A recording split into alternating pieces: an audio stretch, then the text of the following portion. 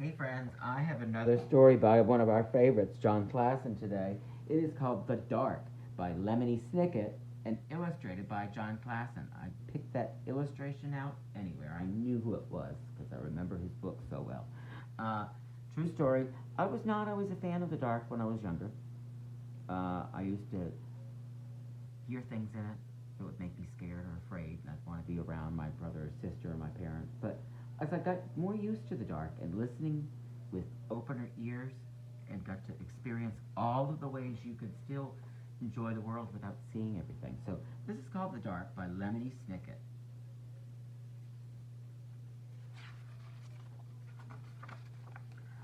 Laszlo was afraid of the dark.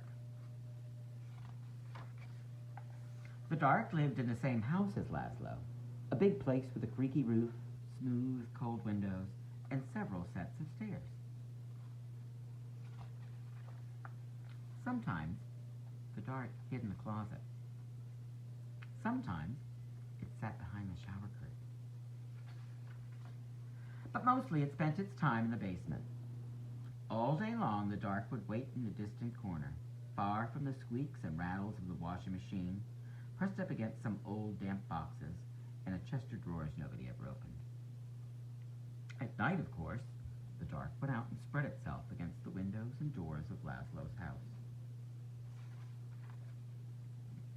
But in the morning, the Dark would be back in the basement where it belonged. Laszlo would peek at the Dark every morning. "Hi," he would say. "Hi, Dark." Laszlo thought that if he visited the Dark in the Dark's room, maybe the Dark wouldn't come visit him in his room. But one night, it did. "Laszlo," the Dark said in the dark. The voice of the Dark was as creaky as the roof of the house, and as smooth and cold as the windows. And even though the Dark was right next to Laszlo, the voice seemed very far away. "What do you want?" asked Laszlo. "I want to show you something," said the Dark. "In here?" "No," said the Dark. "Here?" "No, no," said the Dark. "Downstairs." "Downstairs?" "Yes," said the Dark.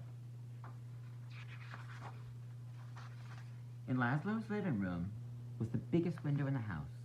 Laszlo looked at all the dark outside. Above him, the roof creaked, and he closed his eyes.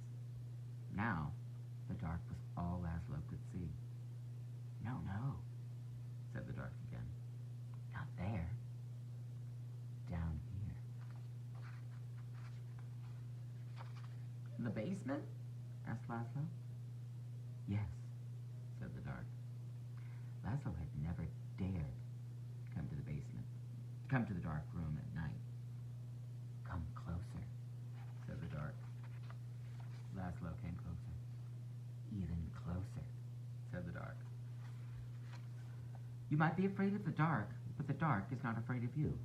That's why the Dark is always close by. The Dark peeks around the corner and waits behind the door, and you can see the Dark up in the sky almost every night, gazing down at you as you gaze up at the stars. Without a creaky roof, the rain would fall on your bed. And without a smooth, cold window, you could never see outside. And without a set of stairs, you could never go into the basement, where the Dark spends its time. Without a closet, you would know where to put your shoes. Without a shower curtain, you would splash water all over the bathroom. And without the Dark, everything would be light, and you would never know if you needed a light bulb." "Bottom drawer," said the Dark. "What?" "Bottom drawer," said the Dark. "Open the bottom drawer." "Thank you," said Laszlo. "You're welcome," said the Dark. By the time Laszlo got back into bed, the Dark was no longer in his room, except when he closed his eyes to go to sleep. The next morning, Laszlo visited the Dark in the basement. "Hi," he said. "Hi, Dark."